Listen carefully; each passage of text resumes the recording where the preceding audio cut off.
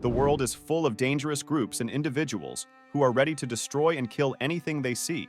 But even amongst these groups of criminals is one man who is known and feared for his abilities as an assassin, spy, and cold-blooded killer. There is one name that strikes fear in the hearts of every criminal, and those who have had the misfortune to come across this man have not made it to the other side. Pietro, a renowned, legendary assassin, has dedicated the best years of his life to perfecting the art of violence. However, the years have caught up with him, and now he is no longer the agile young man who used to be feared.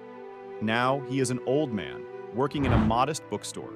Pietro has lost the speed, flexibility, and strength he once held. His face is now wrinkled, his hair all but white. He slowly moves around his store, moving stock and arranging shelves.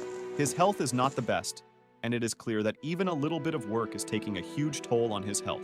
As Pietro thinks about his life and the fact that he has never had a picture of himself taken, a girl walks into the store. She introduces herself as a student from the nearby high school. Pietro notices that her badge indicates she is a senior. She comes into the store looking for school books for her younger sibling. Pietro greets her warmly and quickly finds the books for her. The books appear quite new and expensive, and the girl immediately becomes flustered. She doesn't have the money to buy them, and she is only looking for secondhand copies. Pietro dismisses her concern and starts wrapping up the books. As he has her back turned to her, he talks to the girl about her younger sibling and how she shouldn't take her relatives for granted. It appears that Pietro is talking from a place of regret and experience. As he continues talking to her, the girl pulls out a knife and gets ready to stab him in the back, but Pietro already knows. He calmly tells the girl to take the books and drop the knife, because if she doesn't leave, he will have to kill her. The girl is shocked that he found out so quickly. Pietro already knew the girl was lying. The nearby high school was built only 2 years ago, and Pietro has memorized the faces of all the students. Even though the girl lied about that, she did not lie about having a younger sibling, and Pietro wants her to take the books. The girl does nothing but stand motionless. Apparently, she is from the same orphanage as Pietro and works for Pietro's former boss. Pietro quickly moves towards the girl as if rushing to attack her, but unbeknownst to the girl, other members have also arrived. They intend to kill Pietro and the girl because she failed her mission. Pietro protects the girl from the incoming raining of bullets, getting injured in the process. The men grab the girl and assault Pietro. His body does not hold the ability to fight back. A man with the codename Octopus, an informant for the boss, steps forward. He looks down on the injured Pietro and informs him that the organization where Pietro used to work has put out a bounty on his head. The price on his head is 7.6 billion, and criminals from all over the world are out to get him. The money will be taken directly from Pietro's own account. The money that he has been saving all of his life, and whoever kills him will get it. The other members punch him hard, and Pietro is sent flying into the storage room. Octopus advances forward to deliver the killing blow, but Pietro uses a flashbang device that blinds the men and gives Pietro a chance to escape. The men step out into the alley behind the store looking for Pietro. He is bleeding profusely, so he could not have gone far. Meanwhile, Pietro is lying in a nearby playground. He is at the end of his life. The wounds are too much for body to bear. As the rain falls on his dying body, Pietro thinks about his life. While everyone else was living a normal life, meeting friends, finding love, he was on dangerous missions, learning how to kill, how to use a wiretap, how to be a spy. While others were living a comfortable life, he dedicated his time to missions in the bitter cold of Russia or in the desert, working alongside terrorists. All of his time was for killing and destroying, and now he will die and lose the money. Even though his strength is gone, his will is still strong, and he does not want to die like this. Back at Octopus's base, the Flower Temple, a base that is disguised as a restaurant, the other members are talking about Pietro. They are looking at a picture they took of him and mocking him. However, their talk is quickly interrupted by a man who enters wearing the same clothes as Pietro. But there is something different about him. The man wants to meet Octopus, but the other two members don't take him seriously. Instead, they decide to attack him. This turns out to be a big mistake for them. The man crushes the hand of the first guy who tries to punch him. He then slams his fist into the body of the guy who tries to attack him from behind, causing him to fall back down in severe pain. The man then uses an octopus tentacle to strangle the first member. He uses the tentacle to choke his neck and swing him around the kitchen, slamming his head into a pot of boiling soup. The two guys, who are all but dead, barely look at the man standing before them. It is without a doubt Pietro who has returned, but not the old Pietro that they were making fun of, but his younger self, back in all his former glory and strength. Octopus and the girl who was sent to kill Pietro are still looking for him. The bounty on Pietro's head will be officially announced, and they need to find him before that, so that they have less of a competition. Back at the restaurant, Pietro has to quickly think on his feet and figure out the next step. He makes his way to a public bathroom where he inspects his body, while everyone else marvels at him. His wounds have all healed, and the cancer he was battling as an old man has also disappeared. His body is in the best shape it has ever been, and he looks completely different from before. It will be difficult for others to find him. Even if they put up a wanted poster for his head, they will use an image of him as an old man. While in the bathroom, Pietro realizes he has to get some new clothes. His current clothes are the only recognizable feature. He checks his bank account, and indeed, all of his money is gone. All of the 7.6 billion that he had saved up. This really angers him, but there is not much he can do about that right now. He is about to head out of the bathroom when he overhears two gangsters talking about stealing money from people and making fun of them in the process. They are also heavily smoking, making it difficult for others to stand around in the small bathroom. Pietro goes up to them and tells them to stop. But they don't pay him any attention and instead give him a vague threat. Pietro, who still hasn't accepted the fact that he is young now, talks to them like an old man, but the two gangsters continue to threaten him. Pietro is left with no choice but to teach them a lesson. As one of the gangsters approaches him to attack, Pietro swiftly punches him all over his body, causing him to fall down immediately, completely overtaken by pain. As the man falls unconscious, his friend takes out a pocket knife, threatening Pietro. Pietro only mocks the man for holding the knife in the wrong way and decides to give him a little demonstration. He grabs the man's hand and takes the knife from him, and uses the knife to only scrape the side of his neck. The man falls down yelling as Pietro stands over him, with the knife in his hand. The entire time, Pietro is completely calm and collected. Instead of killing them once and for all, Pietro takes the suit one of the men is wearing, and tells them to stay on the right path. Pietro heads towards the restaurant again. On the way, he hears a girl talking about a scholarship from the Glory Club.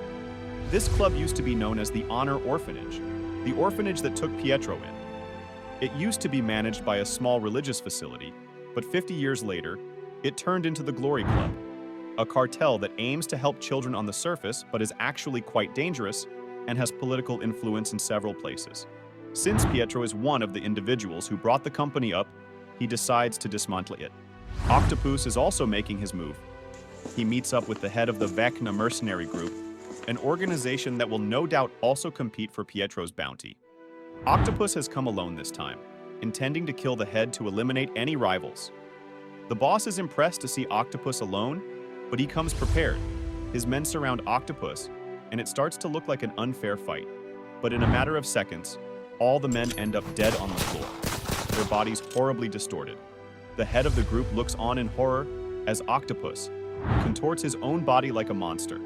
Apparently, he is a B-rank member of the Glory Club, and he possesses the ability of full-body flexibility. His head rotates all the way to his back as he makes his way towards the boss. After dealing with the mercenary group, Octopus heads to the restaurant where he finds his men on the ground, dead. The CCTV footage has also been destroyed, and he knows this is Pietro's doing, but he thinks it's the old Pietro. He instructs the girl to find him no matter what, but to their surprise, a young man is sitting at a table in the restaurant. Octopus questions the man, asking why he is there. The man replies that he has a grudge. He is missing a certain amount of money. 7.6 billion to be exact. These words leave Octopus in shock. He doesn't know who this man is and how he knows this information. Is he Pietro's son or a distant relative? Either way, he gives the man two choices: to tell them Pietro's location and leave unharmed or get killed. The man refuses both the options and instead reveals his identity as Pietro himself. With a simple look on his face, Pietro reveals his identity and that he killed the subordinates as well. Octopus does not believe him right away. There are 1,000 ranging questions in his mind. Who is this man? Where did he come from? Why is he not afraid? One of the Octopus's men takes out a gun and aims it at Pietro. Octopus acts calmly and once more tries to find out who this man really is. But there is no use. Pietro has already revealed his true identity, and no one has ever lived to tell the tale. The man with the gun is about to fire, but Pietro flings a chopstick at his neck, immediately killing him.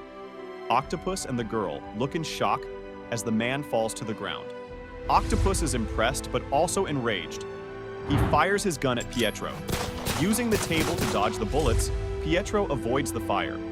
Octopus laughs because he knows the table did not deflect the bullet, and that surely this strange man must be dead, but he does not find his body behind the table. In fact, he can't find him at all. He looks around the restaurant searching for him, only to find him on the ceiling. As they lock eyes, Pietro spits chili sauce in Octopus's face and uses this diversion to take the gun from him and break his neck. Octopus falls to the ground, but of course, he is not dead yet. He remembers how back when he was still in training, his instructor taught him the deadly move that he uses now. He remembers how to squeeze the life from his first victim, and how his instructor taught him the do or die tactic and to never turn his back on the enemy. Remembering all of this, Octopus grabs Pietro's leg and immediately wraps himself around his body, twisting him. He thinks he is attacking Pietro, but he has actually latched onto the body of his dead subordinate. He looks up as Pietro stands before him. Octopus knows that his life is over and that this man claiming to be Pietro is going to kill him. In a last-ditch effort, he grabs the girl and tries to make a deal with Pietro. He offers the girl in exchange for his life. Pietro pretends to take the deal, and as soon as Octopus turns his back to him, trying to escape, Pietro repeats the words that Octopus once heard from his instructor. Octopus turns around and realizes his mistake. Pietro immediately lunges towards Octopus and twists his entire body, breaking every bone and leaving him for dead. The news of Octopus's death reaches the head of the Glory Club. This mysterious head, who looks quite formidable, releases the bounty on Pietro's head nationwide. An ad with Pietro's old face is released by the Glory Club. Even though the ad is disguised as a help the elderly advertisement, it is actually a signal for the bounty. Pietro finds the advertisement and flyers all over the city, but he does not care. He has already decided that instead of the organization hunting him down, he will hunt them. Pietro realizes that in order to dismantle the Glory Club, he has to seek out some help from others. Even though he has someone in mind, he is not sure if he wants to contact this individual. Still, he makes his way to an abandoned hut that is filled with homeless bums inside. Not the type of place that looks out of place, but Pietro's destination is someplace else. He carefully steps over the sleeping bums on the floor and heads to the advertisement wall. Between two illegal flyers is a secret button that opens up a staircase to an underground area. He descends the steps and heads down to a room that is very luxurious and fancy. He has already been here before, and remarks how the place looks as fancy as ever. As he looks around, a woman holds a sharp spike to his neck. She is also accompanied by a vicious-looking dog. The woman, who is completely blind, senses that a stranger has arrived in her secret hideout. She smells the thirst for blood in this stranger and immediately attacks him. The two move around the space as Pietro dodges all the attacks thrown at him. He does not mean to harm the women. In fact, with one move, he subdues her without harming her. The woman mocks him, saying that he doesn't wish to hurt a blind lady, but the truth is that Pietro is no stranger to her. She just doesn't recognize him. The woman instructs her dog, Making, to attack, but the dog's submissive behavior confirms Pietro's identity. This blind lady is actually Jaiwan, an old friend who used to help out the old Pietro on missions. Even though she has a hard time coming to terms with the truth, Pietro explains everything to her, and slowly she understands the miracle man standing in front of him. Instead of being scared or skeptical, she gets excited and wants to learn how he did it, but Pietro calms her down. He has come to her for help with his plan. Now that Pietro has been given a new lease on life, he wishes to join the Glory Club as their killer and dismantle them from the inside. He will help them look for the old Pietro, all the while controlling them from the inside and taking them out. Jiwon reveals one flaw in the plan. Only those who have been part of the Honor Orphanage can become members of the Glory Club. Even though the old Pietro was part of the orphanage, the new one is unknown to them. This is why Pietro has a plan in mind. Under the fake name of Kim Sungu, Pietro decides to join the Glory Club in high school. The school discreetly acts as an institute that trains killers. They have a secret killer class, and being recruited in this class means that you are basically in the club. Pietro has already enrolled as a student, and he is now the new, good-looking boy who is the center of attention for everyone. All the girls admire him, but Pietro does not pay them any attention. He only has one goal on his mind: to gain the attention of the killer class, so that he can be recruited by them. The perfect opportunity presents itself when there is an event going on in the auditorium, and all the school students and faculty are gathered. Pietro simply walks up to stage and bluntly tells everyone that he is a killer. Pietro makes a bold statement in front of the entire school, leaving everyone shocked. But then he quickly follows up and says he plans on becoming a killer student, causing people to think he's quite weird. But this also brings a lot of attention towards him. And over time, he is presented with opportunities that let him display his range of skills. First, a student called Yisul approaches Pietro accusing him of stealing his girlfriend. Pietro completely ignores him, causing Yisul to attack him. But Pietro, being the absolute beast that he is, leaves the raging bully in tears. A teacher notices the fight and takes Pietro away, and punishes him for causing a scene, even though the teacher also appears to be a little wary of Pietro. Another familiar face also attends the same school. Yunbul, the girl who was originally sent to kill Pietro, is surprised to find that the man who killed Octopus in front of him is now going to her school. Pietro approaches her calmly one day during lunch. Apparently, after the fight with the octopus, Pietro decided to leave the girl alive, only if she lied that the one who killed the octopus was the old man Pietro, and not the young one. Yunbul warns Pietro that the school is dangerous, and that an outsider like him will not be able to do anything. It is clear that she does not want to interact with Pietro at all, even though he saved her life. Pietro simply tells her that he will be counting on her, and uses her real name, Lee Yuna, to address her. This shocks Yunbul, but before she can ask more questions, Pietro disappears. Pietro's shenanigans continue as he impresses everyone with his skills. He dethroned the fastest runner in the school, causing the athlete immense sadness. His eyesight is perfect, and everyone is impressed by how much he can see. His skills with a knife are also demonstrated as he carves a bunny out of apples. Everywhere he goes, he is the center of attention, and his skills are unmatched. One day, Pietro runs into a teacher being bullied by students. The same teacher who once pulled him away from a fight. The three students surround the teacher as they mock him and threaten to sue him, so that his teaching license is revoked. The teacher falls to the ground as the students make a video of him, laughing. Pietro arrives on the scene and asks them to stop. One of the students immediately resorts to violence and tries to attack Pietro, but he doesn't even land a hit. Pietro slams the guy with his fist, pushing him to the ground. Another student uses a brick to attack, but Pietro easily shoves him as well. In the end, the bullies meekly stand in front of Pietro and the teacher. As they apologize for their actions, they quickly run away. Pietro helps the teacher get up, who is grateful for his help but still scorns him for fighting. While Pietro picks up a phone from the ground, the teacher uses the opportunity to kick Pietro's head, but Pietro simply blocks him with his hand. The teacher reveals himself to be the instructor of the killer class, and he has been watching Pietro for some time now. He knows how to recognize special students. He offers Pietro to join the class. This is the moment Pietro has been waiting for. The instructor for the killer class finally gives Pietro a chance to get deep inside the Glory Club organization. He takes Pietro to their meeting place, and Pietro prepares himself to arrive at a dangerous place. But as soon as the teacher opens the door, all Pietro sees is a normal classroom with normal students. They all look like your average students, and Pietro is shocked to see that none of the students look like deranged villains, except for two boys. Doko Hyung and Doko Jae approach Pietro, who introduces himself as Kim Sung-gu and tries to remain polite. The Doko duo immediately start to berate Pietro for joining the class. They call him a nepotism baby because he wasn't originally part of the orphanage, even though not only is Pietro one of the first students from the orphanage, but has far more experience than everyone in the room. Lee Yuna is also in the class, and she immediately becomes alert when she sees the Doko duo getting ready to fight. She tries to stop them, knowing full well that Pietro is a stone-cold killer and stronger than everyone in the room. The two boys ignore her and go for Pietro. In the end, Pietro ends up not showing off his moves. In fact, he simply dodges the attacks thrown at him and leaves the room. The Doko duo pat themselves on the back for teaching him a lesson, even though they never even landed a hit. Lee Yuna follows Pietro. She wants to know why he held himself back. But Pietro doesn't really care about things like that. He simply shrugs it off. In some other part of the city, a mysterious man has booked an entire bus just for himself. The bus driver is happy with the amount of money he is getting for this job, but when his singular passenger arrives with a truckload of suitcases, the driver knows that something is wrong.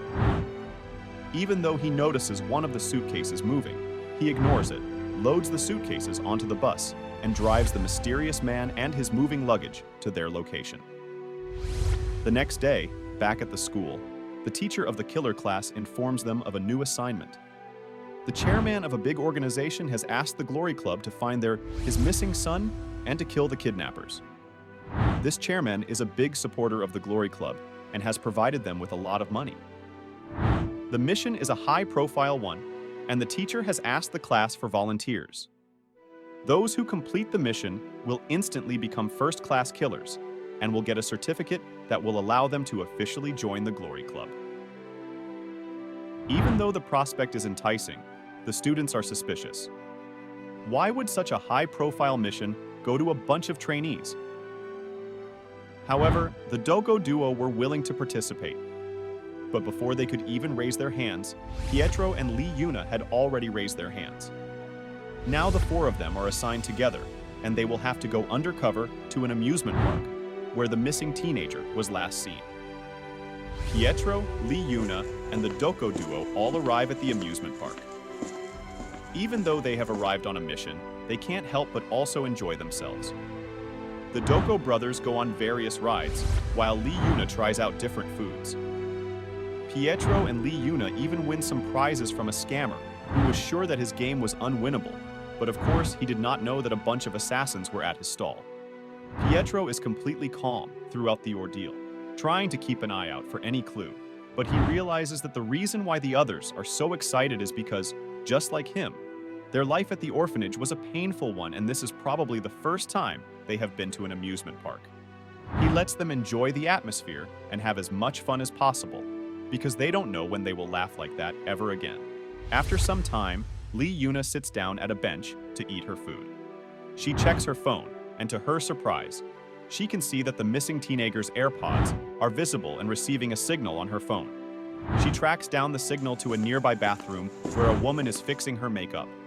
She approaches the woman to ask her where she received the AirPods from, but the woman gets scared and yells. This causes her big, scary boyfriend to show up. He immediately turns to Lee Yuna and decides to teach her a lesson. But of course, a normal citizen is no match for a trained assassin, and Lee Yuna quickly manages to subdue the man and his girlfriend. She asks again where the woman found the AirPods and returns to the group with new info. With the AirPods in hand, the group confirms that they were lost close to the Haunted Mansion ride, a place where people screaming and crying seems normal, a perfect place for kidnapping someone. The ride has been booked solid, but no one has entered all day. The four of them head inside the Haunted Mansion, which is eerily empty. As they head deeper, a fog surrounds them, and in that moment, Pietro realizes that their mission was not to retrieve the missing boy, but to get kidnapped as well. Back at the school, the teacher frantically tries to call the students, but to no avail. He has found out that the man behind the kidnapping is Park Sang-do, a notorious criminal who was once a candidate for becoming one of the renowned disciples of the Glory Club, but was kicked out due to his cruel behavior. Since then, he has been targeting Glory members and cutting off their legs. The teacher reveals his missing leg and that he was also once his victim. Pietro and the others are in grave danger as they wake up in a strange place, tied up. Yuna is the first to wake up. However, she pretends to stay asleep as Park Sang-do approaches her. He reaches for her mobile that has been ringing and answers the call. On the other line is the teacher who asks Park Sang-do to let go of the students and to not harm them. Park Sang-do decides to make a bet with the teacher. If he can accurately guess how many legs will remain intact when he gets here, he will let the chairman's son go. The teacher starts to tremble as Park Sang-do continues his insidious scheme on the other line. As Park Sang-do leaves the room, Lee Yuna stops pretending to sleep and tries to wake Pietro, but he is already awake. In fact, he even freed himself from the ties. The two get up and make their way towards the room where Dok Go-hyung and Jae are being kept. In the other room, Hyung and Jae have already freed themselves as well and are directly confronting Park Sang-do. Instead of immediately fighting, Park Sang-do decides to make a bet. If he wins, he will get to cut off their legs, but if they win, he will let the chairman's son go free. Hyung and Jae accept and get ready to fight. Before starting, Park Sang-do pulls out 2 knives and gives one to the boys, just to make the fight fair. A fierce battle ensues, with Hyung going up first, since he is a master with swords. Even though he can keep up with Park Sang-do, he realizes that this blade is different. It has no edges, and he cannot slice Park Sang-do. The villain has played a trick on them, and as Pietro and Lee Yuna also arrive, the Doko duo find themselves in a tough spot. They ask the others not to intervene, as it is their time to fight one-on-one.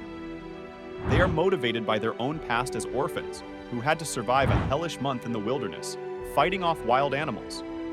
All they ever wanted is to be as strong as the legendary disciple of the Glory Club, Pietro. Hyung and Jae fight Park Sang-do again. If they cannot slice him with the edge, they will just have to stab him. They move swiftly, pushing him into a corner.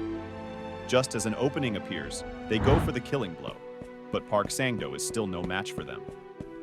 He shatters the knife they were using and slams them into the ground, leaving them unconscious. It appears to be the end of the line for Doko Hyung and Jae. Before falling, they ask the others to run. But instead of backing out, Pietro steps forward and decides to make another bet. This time, his leg and arm are on the line. Park Sang-do agrees and gives Pietro the option to pick up the shattered knife. But Pietro goes for something more unusual. He decides to use a simple tray with flowers on it. Park Sang-do laughs at Pietro's choice of weapon, but he still humors him. The two start their fight with Park Sang-do using his heavy, sharp knife to slice away at Pietro, but each time Pietro escapes with the help of the tray, which he uses as a shield. Lee Yuna looks on as Pietro smartly makes use of the tray to block most advances from Park Sang-do, but a direct slice from his knife quickly cuts the tray in half, causing Pietro to lose his only weapon. The teacher is still on the line and hears everything. He does not understand what is going on, but he does not wish to see a repeat of past events. He remembers how, due to Park Sang-do's psychotic behavior, he and 4 other men from the Glory Club were sent to kill him. But he sliced each and every one of them, and even took his leg in the process. He does not wish to see his students meet a similar end. Park Sang-do laughs, thinking he has destroyed Pietro's only defense, but instead, he doesn't realize that he has given Pietro 2 new weapons. The sliced tray serves as the perfect weapon to wield around Park Sang-do, who swings his knife like a madman. Pietro expertly uses the tray halves to land a strike on Park Sang-do's neck, which greatly surprises the man who thought he was untouchable. He notices that Pietro is fighting at a speed that he cannot match.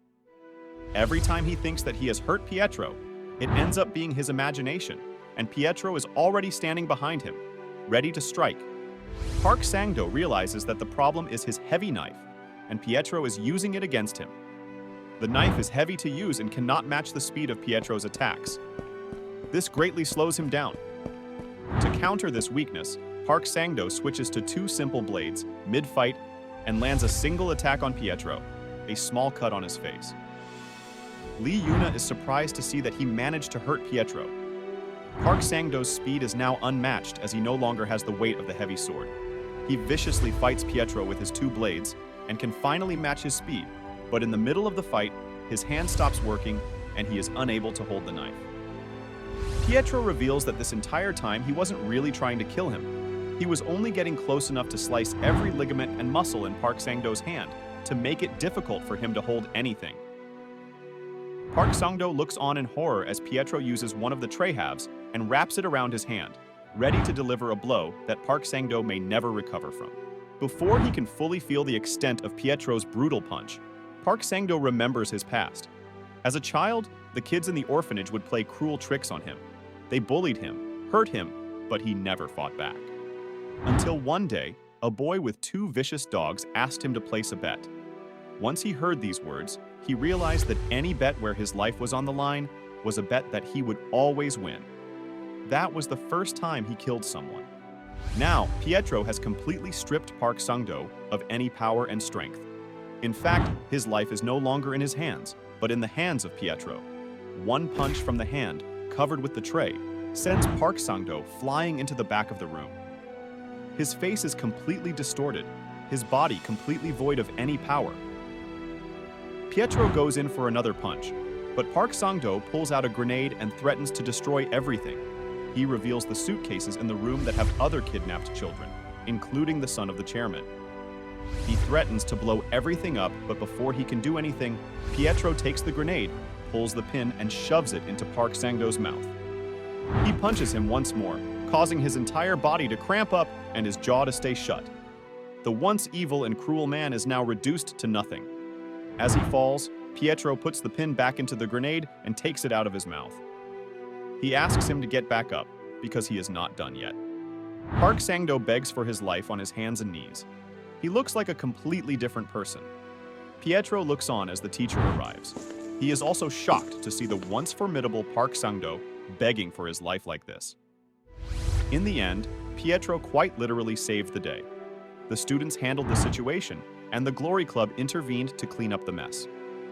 The teacher had many questions as to how a group of simple, trainee killers could take down a man like Park Sang-do, but he knew that the answer lies with Pietro himself. The four of them received their certificates and became official killers of the Glory Club.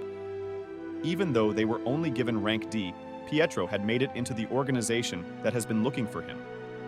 To reward them for finding his son, Chairman Choi invites the four new killers to his company, where he provides them with a lavish meal and luxurious suits. The company's attendant looks after them, as they indulge in these well-deserved rewards. Since Choi is the chairman of a weapon enterprise, he even lets the group take any weapon from their wide selection. The Doko duo take as many guns as they can, while Lee Yuna wants to choose a fancy blade, but she feels like she doesn't deserve it. Pietro, on the other hand, decides to go for a fountain pen. After they are all done, the attendant informs them that the chairman wants to meet Kim Sung-gu privately. This surprises the rest of the group, but they complete. As the attendant leads Pietro to the chairman's office, she remarks on his choice of weapon, mentioning how the pen was discontinued 40 years ago. Pietro says nothing. Poetry enters the spacious office and meets Chairman Choi, a middle-aged man who has clearly kept himself in good shape. The chairman greets him warmly.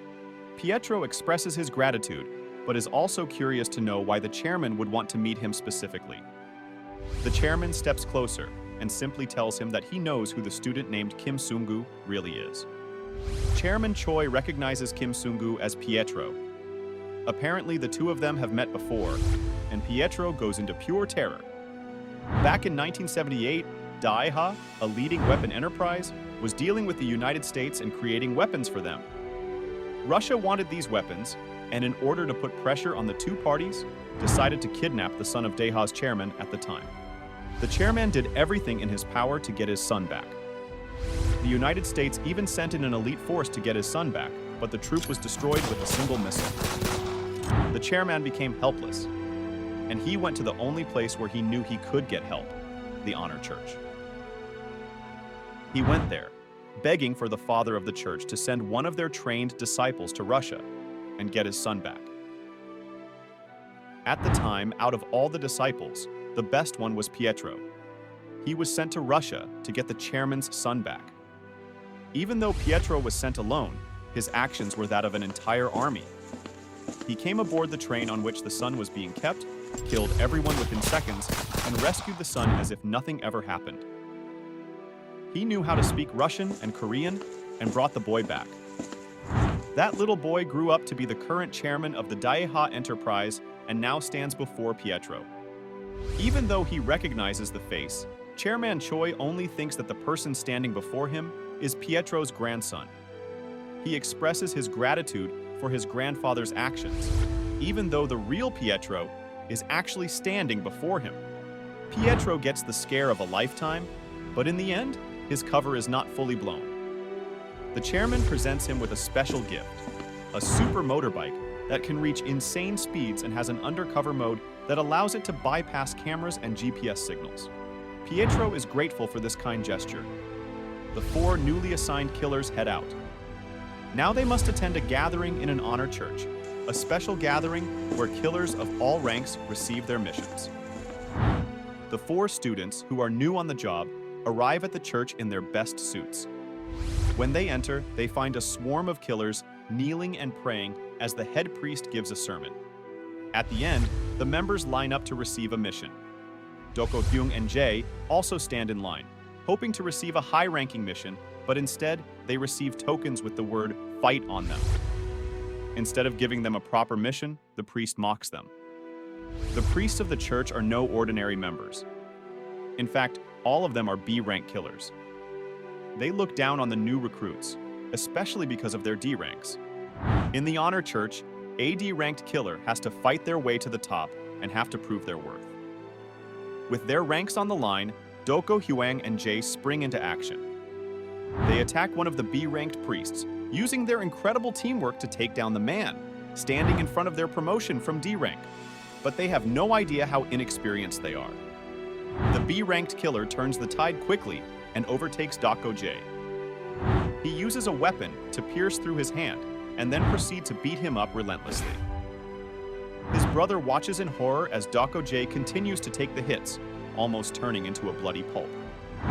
Pietro and Lee Yuna are about to intervene, but another B-ranked killer stops them.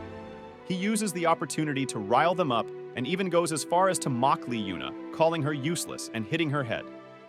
Pietro wants to teach these guys a lesson, but he remembers what Ji-won said to him. She told him not to use his powers and not to stand out too much.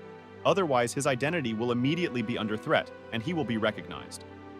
Pietro holds himself back. Instead of fighting, he asks the B-rank killers to let them go and to spare them for now. Hwang clearly needs to get to the hospital, and he begs for the criminals disguised as priests to let them go. The killers are high on their ego and take that as a sign of respect. But before letting them go, they take all of their killer licenses. Pietro and the others comply, and they leave the church feeling humiliated. On the way back, Lee Yuna asks Pietro how to be strong. She says this in a very tired and dejected tone. This clearly affects Pietro because returns that night to teach those B-rank killers a lesson they will never forget. Pietro confronts the two B-ranked killers who previously mocked his friends and him and took away their killer licenses. As he stands before them, the only thing in his hand is a rosary. While one of the killers is still acting high and mighty and is ready to teach Pietro a lesson, the other one has already recognized the violence in Pietro's eyes and knows that there is something wrong with him. He does not like the situation at all. In fact, he is frozen in place. In his head, he is thinking of ways to attack Pietro. He comes up with a scenario where he throws his book towards him, causing him to raise his arm to dodge, and he'll use the opportunity to punch him in the gut, but his real target will be his eyes. In his head, he is thinking of ways to kill Pietro, but he can also easily picture his own death. He can feel Pietro using the rosary to cut off his head, sending all of the pews flying.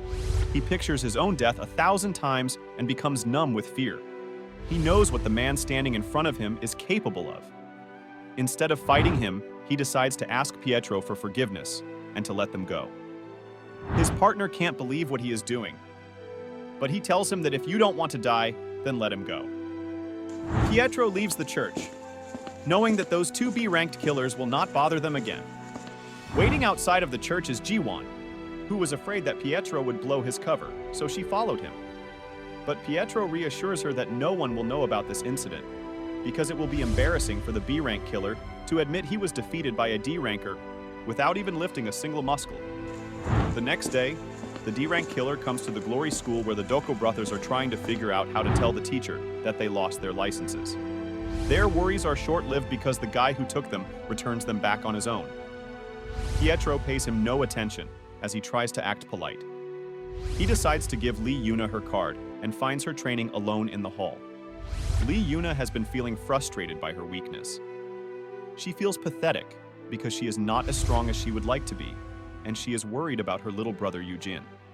Pietro tries to talk to her about her younger brother, who he finds out is not really her biological sibling. Back when Lee Yuna was in the orphanage, she couldn't make any friends. She was scared of feeling abandoned. But Eugene, an orphan little boy, always followed her around and looked up to her as his big sister, even though she felt angered by his constant attention and would often ask him to stop. One day, While out on a mission, she lost a lot of blood, and the members of the orphanage decided that she was not worth the trouble. They left her at the hospital without giving her proper treatment, hoping she would die from blood loss. But when she woke up in the morning, she realized a miracle had occurred. Apparently, Eugene donated blood for her, and is almost on the verge of death himself. This caused Lee Yuna to search for him and to take him in as her own brother. She realized that she did have a family, and that she needed to protect her brother, even if they weren't related. This motivates Lee Yuna to train and to get better, but she still finds herself pathetic. She holds on to Pietro and asks him to help her become stronger. Pietro already knows how he intends to help Lee Yuna. He gives her an important piece of advice. He remarks how for the most part, Lee Yuna is not really cut out to be a killer. She does not possess the key characteristics of a killer, but he noticed that she has incredibly strong eyes.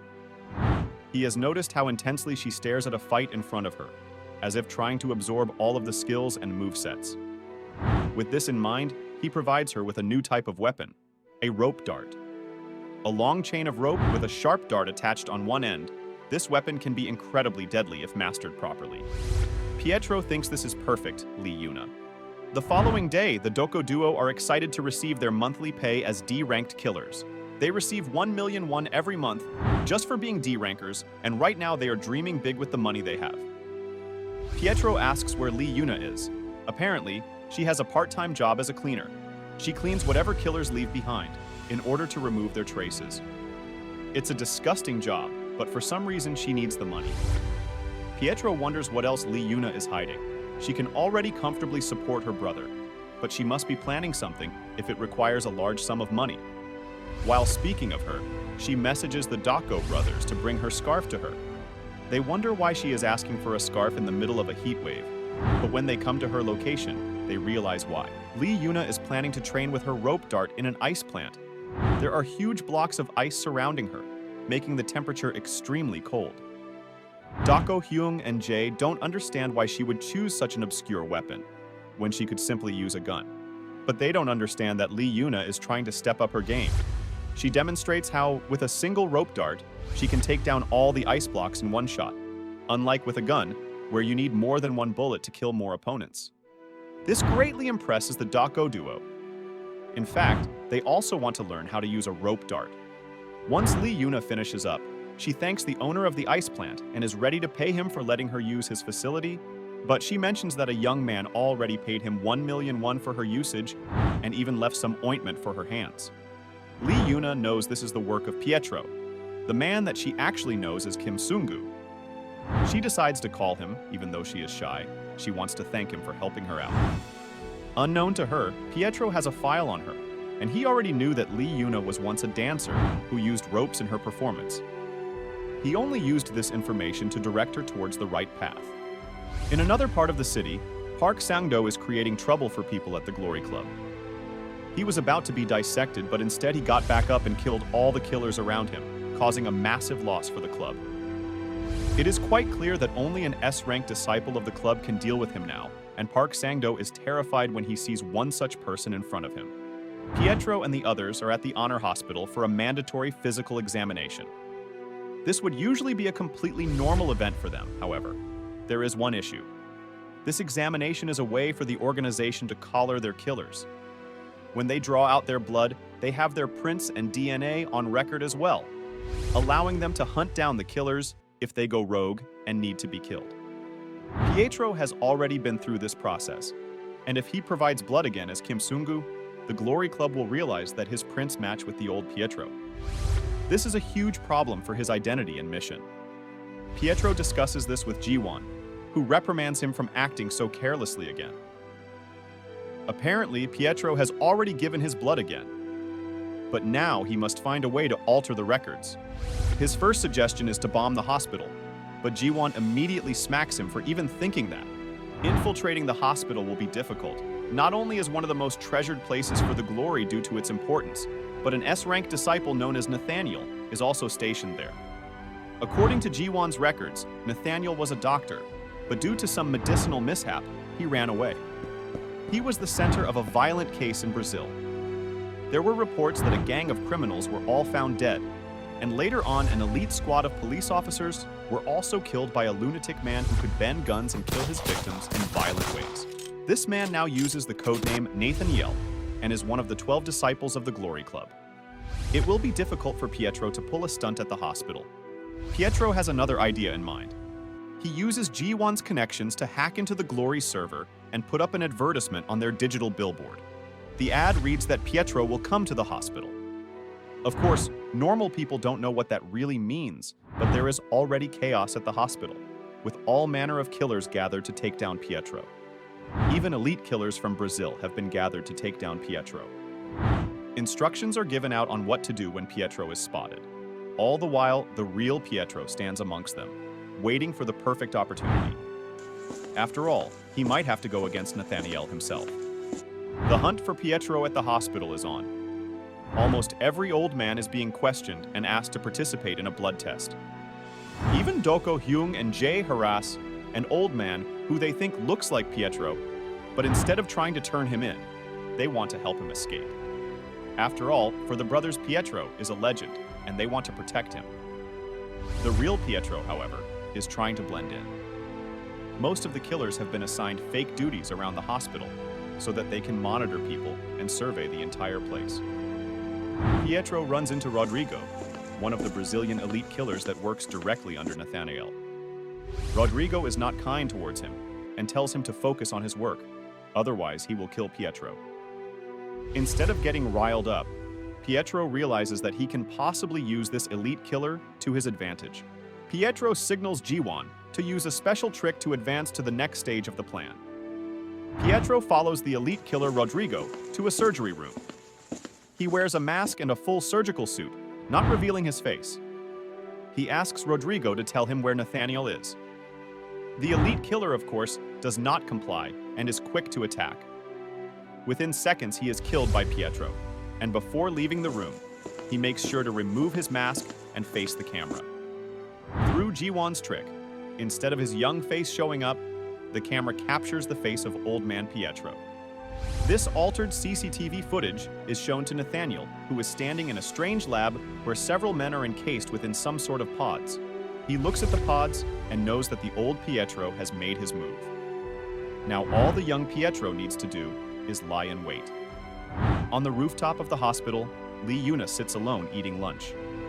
Her brother, who once donated a lot of blood for her, is still admitted to this hospital, and she needs to pay his fees. But for some reason, she got a strange message telling her that disciple Nathaniel wants to meet her. She does not know why such a highly renowned individual wants to meet her, but she waits for him on the rooftop. She is scared that maybe he knows about her connection with Kim Sungu. To her surprise, Pietro appears behind her, wondering why she is sitting alone.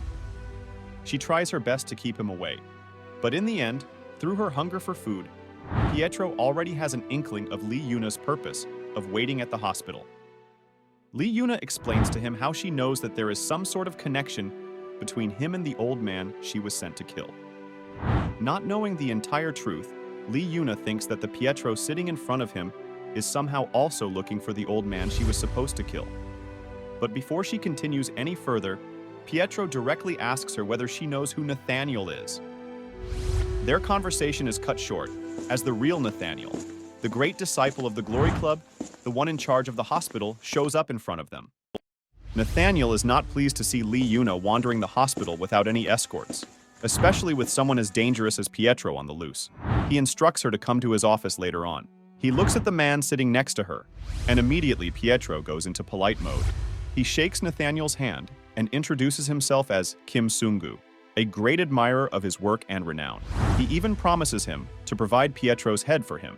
Nathaniel does not pay him too much attention, but Pietro, just the one handshake, Pietro realizes that the man is not normal at all. Later on, while walking through the hospitals with his attendants, Nathaniel looks at the hand he shook with Pietro and comes to the realization that the man he met holds great potential. He requests for him to join his escort.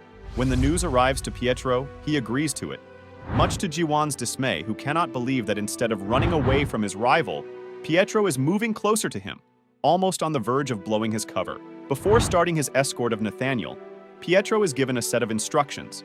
He is given a blue key card that can unlock any door in the hospital. He is also ordered to never speak until spoken to, and to always accept Nathaniel's grace. This last point perplexes him, but he continues his escort. With him are other elite killers from all over the world. They walk around Nathaniel as if he was their one and only king. It is apparent they hold no loyalty towards anyone but him. The escort is pretty normal for the most part. Nathaniel meets with his patients, including a young child who can't walk properly. Pietro notices how completely normal he seems to appear, even though the man has pale skin and sunken eyes. He almost manages to pass off as normal. Nathaniel notices that Pietro looks a little bored, so he offers to take him somewhere special. Pietro follows the deranged doctor to an underground level where the doctor reveals his lab. Over the years, he has been collecting specimens, men that he deems to be worthy of being studied. He means to save these specimens and create his own evolution, one that is based on the strong and worthy. He wants Pietro to join his experiment as well. This is how Nathaniel offers grace. However, during their conversation, one specimen escapes. The alarms blare loudly as the specimen is hunted down. The man runs for his life, trying to get to the exit, but Nathaniel smashes his hand through the wall and crushes his skull before he gets there. Pietro is shocked to see that Nathaniel not only effortlessly slams his fist through the wall, but also precisely knows when to do it to stop the specimen from escaping. For now, Pietro leaves without giving his answer. He is surprised to witness such strength and is curious to know what is the source of this power. He speaks to Juwan through his earpiece and tells her that he plans to enter Nathaniel's office and exchange the blood test results with altered ones so that he doesn't find out the truth. This plan is incredibly risky because Nathaniel is already coming to the conclusion that Pietro doesn't necessarily need to be an old man. As Pietro rummages around Nathaniel's room, switching out the files unknown to him, Nathaniel is standing behind him. The doctor wants to know why a D-ranked killer like him is in his office, looking for something. Pietro has to think fast, otherwise his entire plan will be washed away.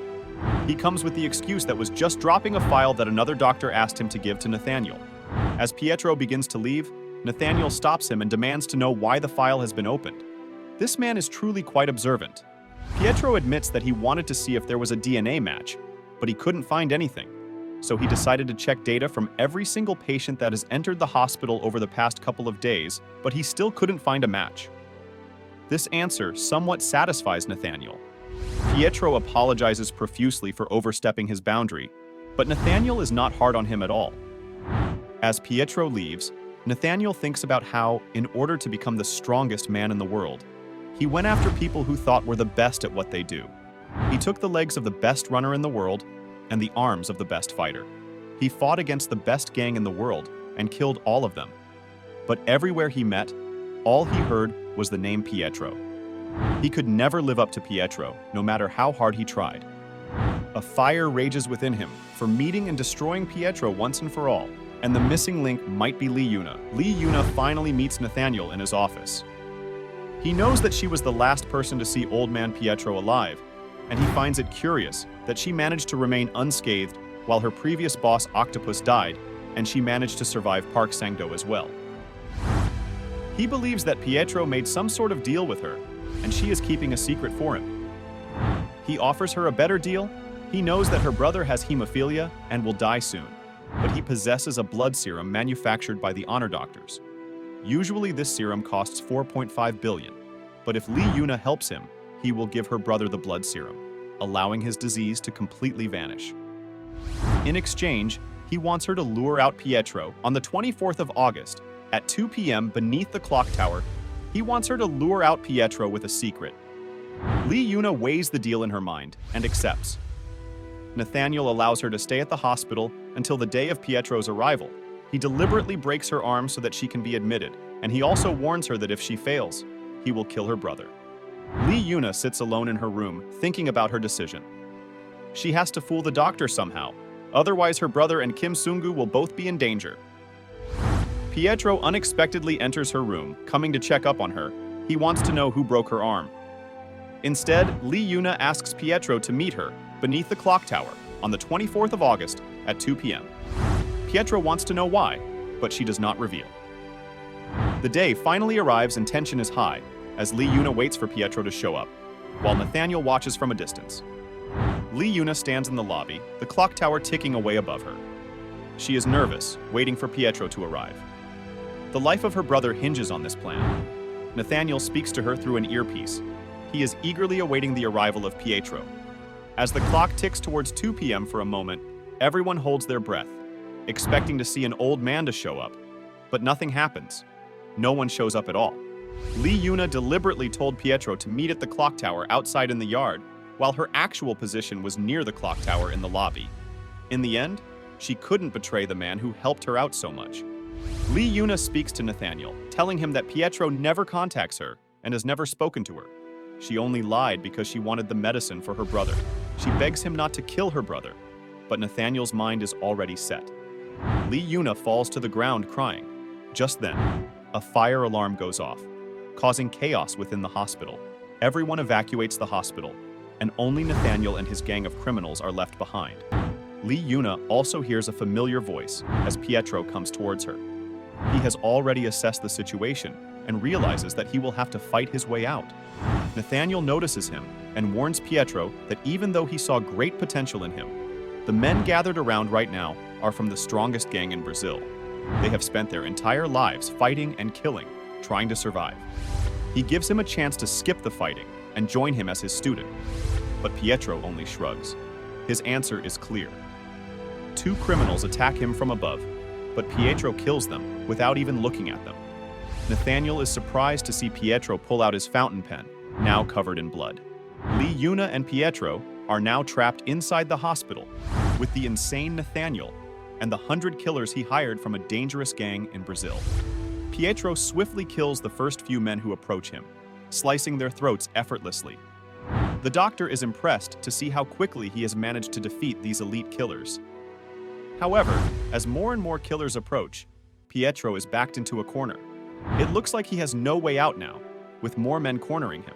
However, he already has a plan in mind. First, he makes use of the nearby emergency water pump to hose down the killers in front of him. This causes most of them to be pushed back due to the water's pressure. He then picks up a defibrillator from the cart close to him and sends an electric shock through the water. This causes a lot of the killers to quickly get electrocuted and fall down. Nathaniel continues to be surprised by Pietro's actions. After all, he did not expect that he would hold so much potential. There are now exactly 100 men left. Pietro is still cornered, but he has his trusty fountain pen with him. In swift, effortless motions, he moves through the corridor of men like the wind, slicing away in the process. Lee Yuna looks on and a chill runs down her spine. She recognizes that the man that she knows as Kim Sungu is more than just a skilled trainee. Moves like this can belong to that once legendary killer, Pietro. It takes Pietro 13 minutes to get through the men. Nathaniel applauds him for his speed, but now it is his turn to fight. Pietro now has to face a disciple directly. Nathaniel slowly approaches Pietro, all the while asking why he is so strong and why he is the one to show up instead of Pietro. He starts to wonder whether the man he knows as Kim Sungu has any connections to Pietro himself. But Pietro is not interested in talking. He aggravates the doctor, and the two immediately start an intense battle. The doctor is quite fast, and his attacks are deadly, but so far, Pietro is keeping up, even though he is tired from fighting all the killers in the hospital. Nathaniel notices Pietro slowing down a bit. That won't do. He mocks him and slams his entire body into an elevator. The doctor follows, all the while throwing strong punches towards Pietro, who seems to be taking every hit. The doctor already feels like he has won. He causes the elevator to fall down below, and as it falls, the 2 men are also sent flying. But even in that moment, Nathaniel is attacking Pietro. The 2 of them fall into the doctor's secret lab. Nathaniel wanted to lure Pietro into an enclosed space so that he wouldn't have any place to run. He notices that Pietro is slumped down, not responding. He thinks he has already died, but that is not the case at all. Not only does Pietro get back up, but he doesn't have a single bruise on him. He was dodging every attack thrown at him, and in fact, he took the opportunity to have a little nap in order to restore some strength. Pietro edges the doctor on and the 2 go head-to-head again. Nathaniel is insanely fast, but he is not just fighting an ordinary man. Pietro is also a disciple, in fact a disciple that is known for his killer moves. They exchange several hits as Jiwon and her subordinate watch the fight through the security cameras. Her subordinate explains to her that Pietro is taking direct hits and that the fight seems worrisome, but she does not worry. She remembers a story about Pietro, how as a trainee killer, he once spent several days and nights learning how to cut a boulder in half with only his fist wrapped in string. The other students laughed at him, but they found several crushed boulders in the area. Pietro is someone who is always learning and never backs down. As Jiwon makes this observation, Pietro slams Nathaniel's head into one of his experimental tubes. Surely this must be the final victory for Pietro. But it seems that he has underestimated the doctor. Nathaniel pulls off his shirt and reveals what he has done to his body through experimentation. His entire torso is nothing but muscle. The man doesn't even have skin. This is why, instead of hurting him, Pietro notices that his own hands were being injured during the fight. Nathaniel reveals that for the longest time, he has been experimenting on his muscles. Muscles grow stronger after they tear and rip, however, that takes time. Instead of waiting, Nathaniel experimented on himself to make his muscles get stronger every time he takes a hit. So throughout this entire fight, Nathaniel, who has been taking hits from Pietro, has been growing strangers. His muscles have been growing faster and bigger. Pietro is shocked to learn how far this man is willing to go. Their fight continues once more, as Nathaniel tries to grab Pietro, but even in his enhanced state, Pietro is holding up well. The doctor is amazed to see this and even offers Pietro the chance to beg for his life. But of course, Pietro is not one to back down. He continues to engage the doctor in a heated battle, to the point where it looks like the fight is between humans at all. The two men move around at high speed, crashing into everything. Their strength never wavers, until Nathaniel has Pietro cornered. He slams him into the ground and is about to deliver a killing blow, but his entire body stiffens up. This is what Pietro was waiting for. Pietro realized that as the doctor fights, his muscles also grow bigger, but this means that at some point, the muscles will become too big, putting pressure on the bones and nerves, causing the doctor to stiffen and slow down. Nathaniel is impressed that Pietro figured out this flaw in his evolution, a flaw that even he didn't factor in. He realizes that there is no way out now. The young man he has been fighting has found a way to beat him. This causes him to go into pure madness. He pulls out a special drug that will deteriorate his muscles and cause him to combust. He has essentially destroyed himself, but he plans on taking Pietro down with him. He is at the peak of his strength, but Pietro still manages to read all of his moves. As the doctor slowly approaches the final moments of his strength, the last few thoughts that leave his mind is that this man he is fighting could actually be the Pietro he has been looking for his entire life. Nathaniel became a doctor in the honor hospital at the young age of 13. Before that, he was a sickly child who was born weak and frail, but that was unacceptable to him. He felt like God had played a cruel trick on him, but this caused an obsessive insanity that led him to seek out strong individuals. During his time as a surgeon, he once had to operate on a killer whose physical strength deeply fascinated him. Instead of operating on the man, he dissected his body, trying to understand why this man was so powerful. This incident led him to escape to Brazil, where he continued his research. And now, after years of experimenting on himself, he has finally reached the pinnacle of his strength. But one fight with the young man in front of him has left him completely destroyed. His spine is shattered and his bones have all been broken. Nathaniel is on the verge of death. In his dying moments, he asks the man he knows as Kim Sungu why he is so strong. The answer he receives satisfies him greatly because Pietro himself confirms the 65 years of experience he possesses. He finally got to meet Pietro, the one he has been searching for. And just like that, their fight ends. The Glory Club covers everything up, removing the bodies of all the killers and Nathaniel. Pietro and his friends leave unscathed. On the way back, the Doko duo excitedly talk about their experience, but Lee Yuna seems quite upset. After all, the blood serum Nathaniel offered her is no longer available, and her brother will have to keep living with his disease. Pietro notices her discomfort and tries to comfort her. In the end, as they leave the van to retire for the night, Pietro directs Lee Yuna to an unknown bag in the corner. She doesn't recognize it, but when she opens it up, inside are the blood serums. She looks over at Pietro, who is already headed in the opposite direction. She clutches the serums and starts to cry. knowing that her brother has a chance to recover. Back at the hospital, the boss of the Glory Club is examining the scene.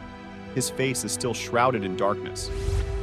With him are some other individuals, and one of them is clearly a disciple who is deeply interested in learning how an old man like Pietro managed to cause so much destruction and even kill a disciple. Pietro and the other students are sent to volunteer at a remote school 500 kilometers away from the main city. They find this volunteering work to be a little ridiculous because instead of actually going on a proper mission, they have to volunteer at a school for kids. Their task is to help around the school, cleaning and helping out the handyman and teacher. The Dako brothers do not like this work at all and find it beneath their status as hard-cold killers. But when they see Yejin, the school's teacher, they immediately spring into action, cleaning around the yard like maniacs. Lee Yuna finds this volunteering work suspicious, and even Pietro seems like he is on edge. The four students also meet up with the school's caretaker, a simple man who seems to be handling a lot of the work. He is grateful that volunteers were sent to help around. As he takes the students to show them around, they run into two gangsters who demand the school to give them money. The gangsters not only hurt the caretaker, but refuse his offering of potatoes, mocking him for his simplicity. They even make inappropriate passes at Yejin, asking her to pay back the money in other ways. This greatly angers Doko-jae, who challenges the gangsters to a fight. But the result of this fight comes to an abrupt end, as both the Doko brothers end up in the hospital. In the end, the gangsters beat them up and leave. The caretaker is also injured, but he is used to such criminals coming to the school and bullying. Yejin takes care of Doko, Hyung, and Jae, and finds their bravery commendable. The following night, Lee Yuna sits on a swing alone. She has been meaning to thank Pietro for his help in getting the blood serums. He appears next to her, giving her a good fright. Pietro thanks her for trying to save his life back at the hospital. He believes that Lee Yuna and the Dako brothers are growing splendidly, and he is happy to see their progress and how far they have come. Pietro parts with Lee Yuna and goes in search of the caretaker. He finds the man sitting alone in his office. There is tension in the air. Pietro smells the scent of blood, and immediately the caretaker drops his act.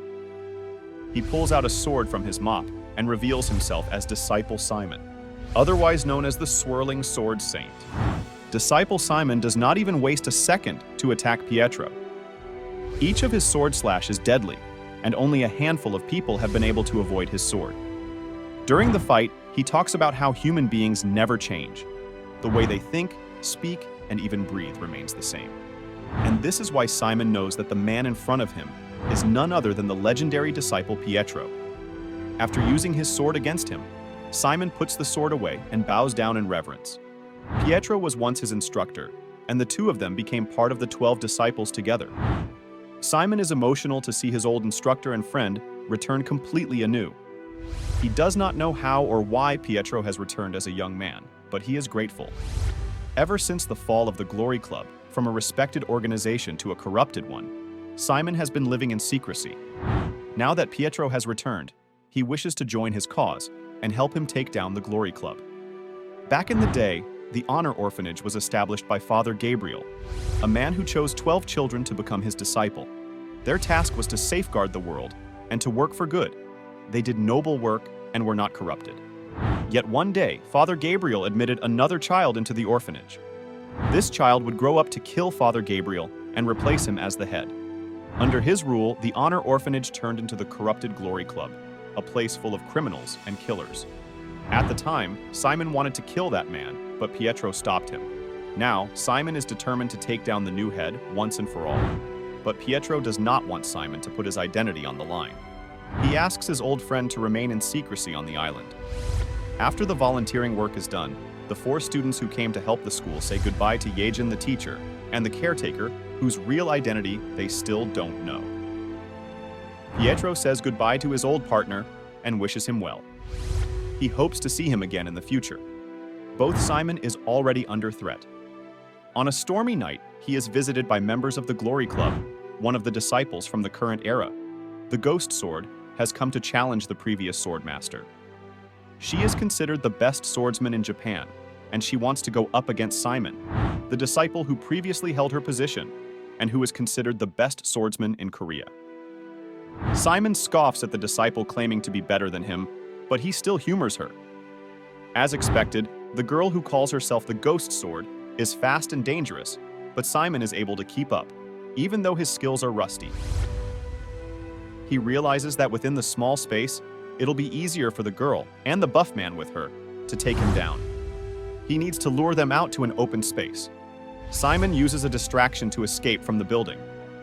Outside, heavy rain falls as he is pursued by the two assailants. Simon has already received several cuts, and they are deep ones because the sword used by the girl has sharp edges like a saw, meant to cut through human flesh. He stops running in a small clearing close to a cliff. Now he has more space to execute his signature move, the swirling sword. Simon initiates his attack, a sword technique that is known to cut through waves and rain, and even the wind. With his sword slashing like a swirl, he launches a horde of slashes towards the girl, slicing her in all directions.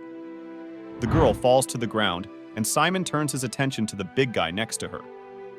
In his mind, he has already triumphed over them, but he doesn't realize that there is a huge, gaping slash in his torso. He doesn't know when he was hit or how, but he has already been defeated. The girl who he thought was dead is also back up, just like a ghost. Simon realizes that it was all a trick. Back in his office, he noticed that the girl sprinkled some perfume on herself. It probably acts as a hallucinogenic mist, causing him to hallucinate. Things are looking quite grim for Simon. Even though he thinks he has been fighting the strange villains, he is just slashing his sword around like a madman. His end is near. Back in the main city, the Dako brothers are sad that Yejin has stopped replying to their text messages.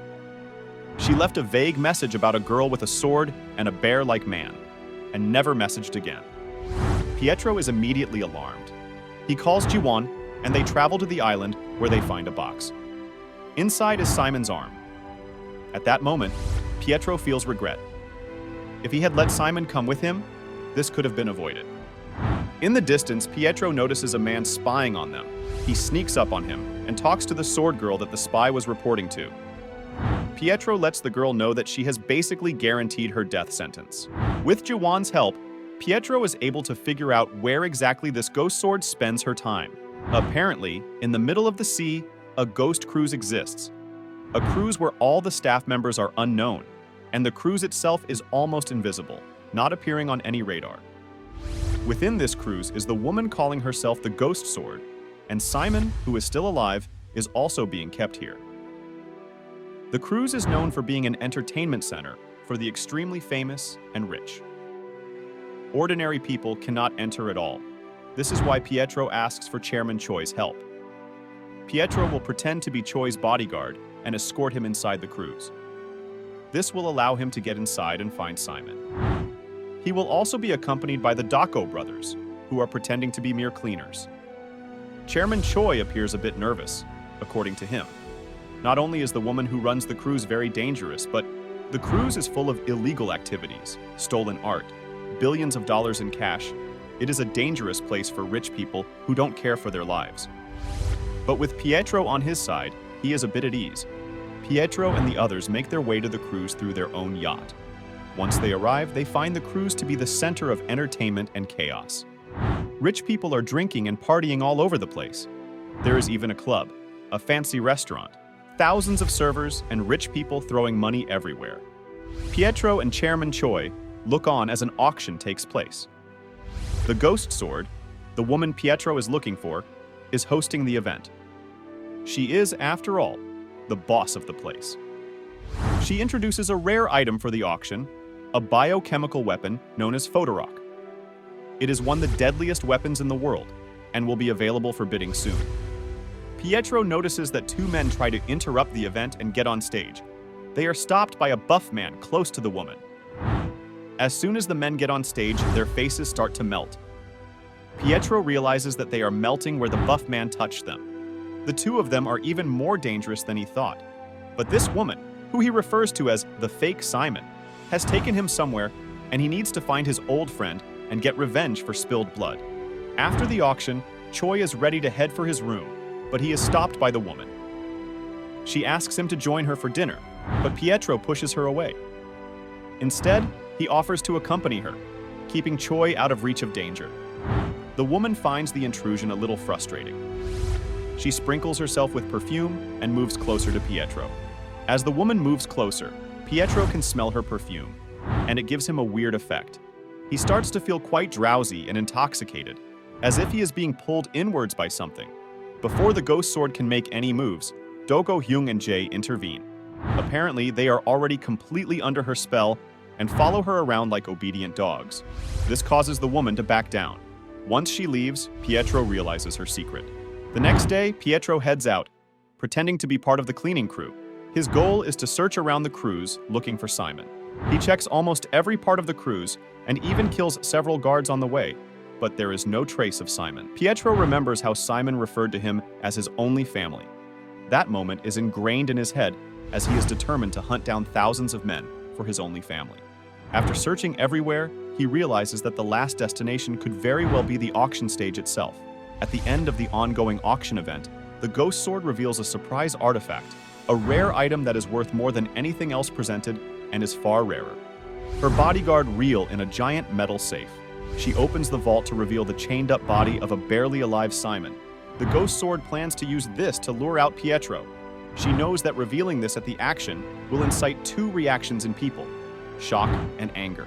And the one with the most anger is the one she is looking for.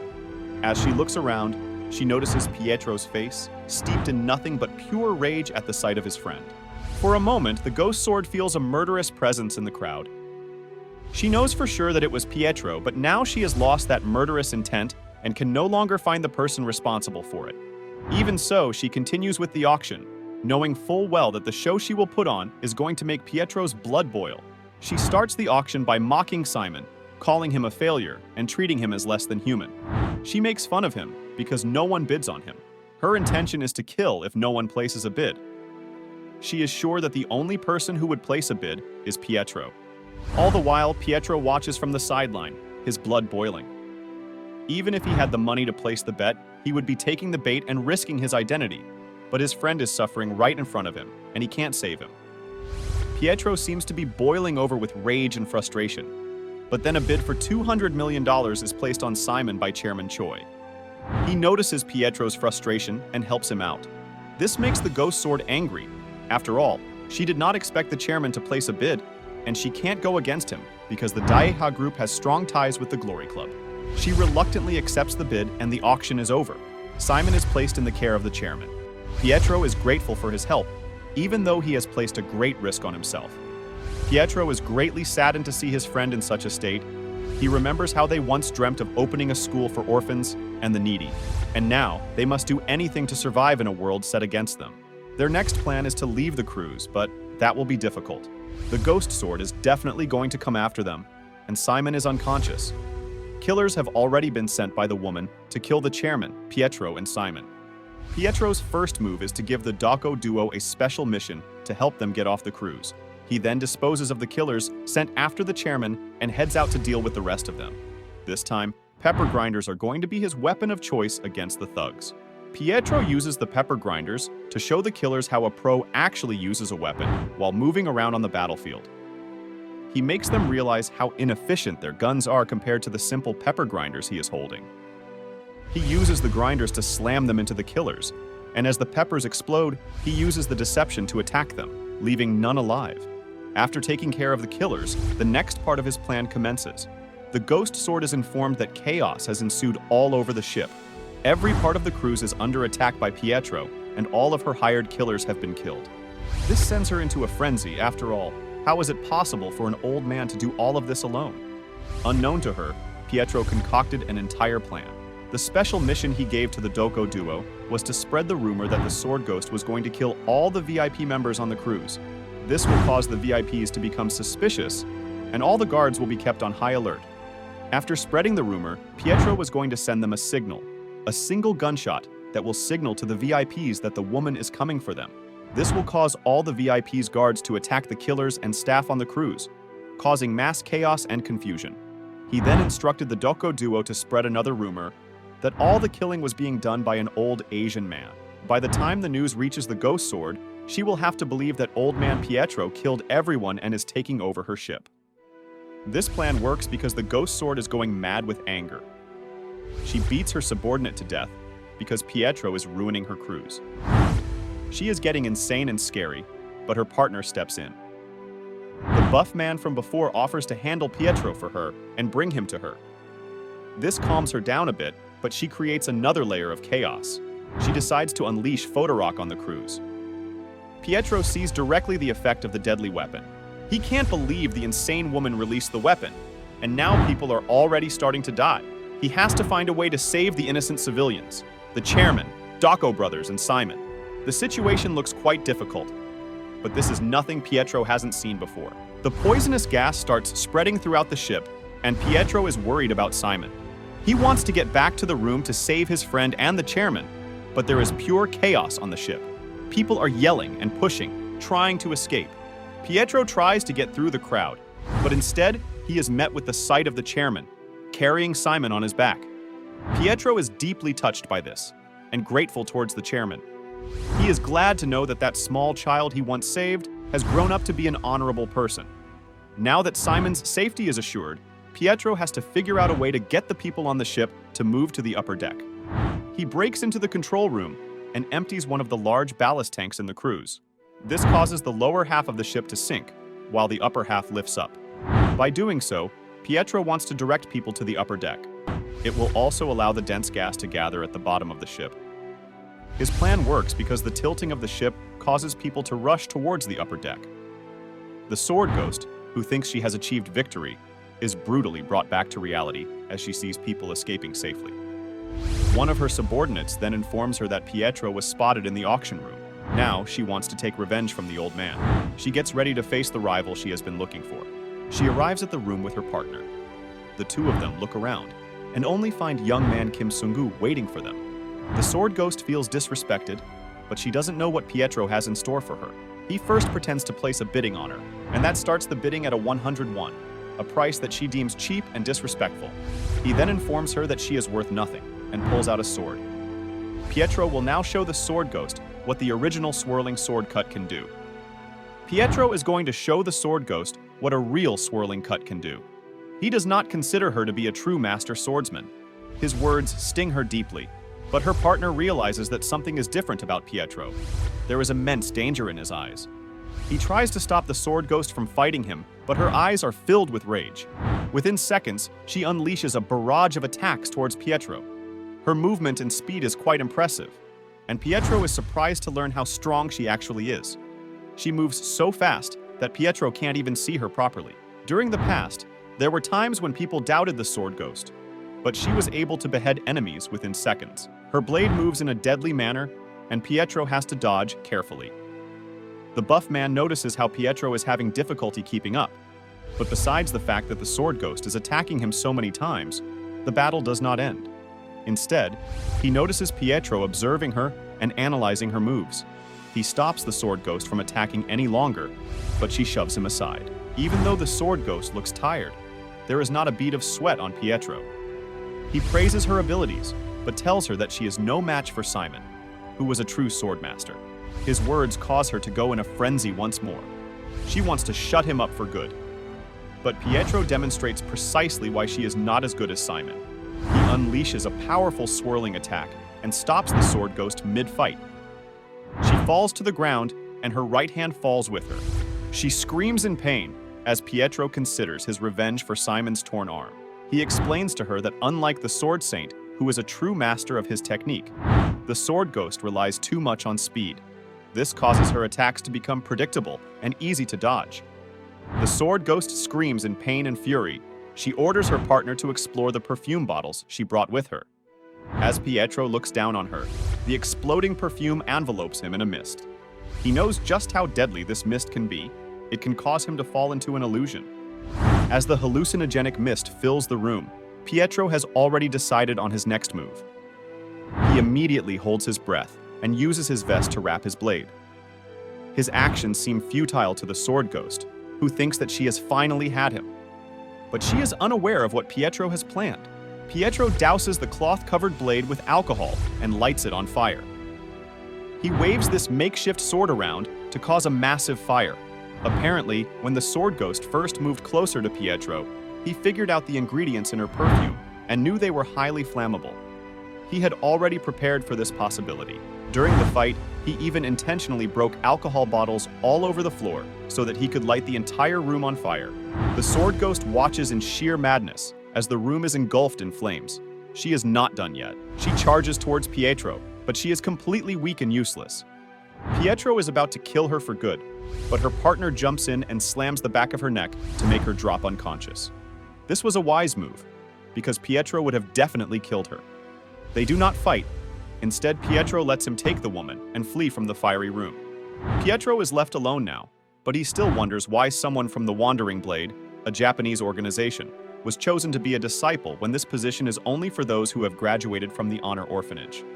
Ji-hwan also provided him with information that confirmed that the woman he fought was nowhere near the level of a disciple, and that Simon was leagues above her.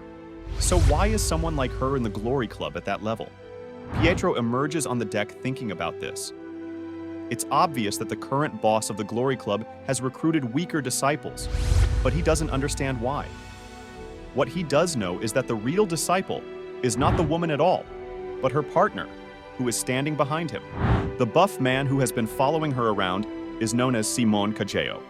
The man approaches Pietro, ready to face him in an intense battle. He does not know anything about this disciple. He doesn't know how he fights or what his abilities are. But he is ready to find out on his own just who has taken the disciple position.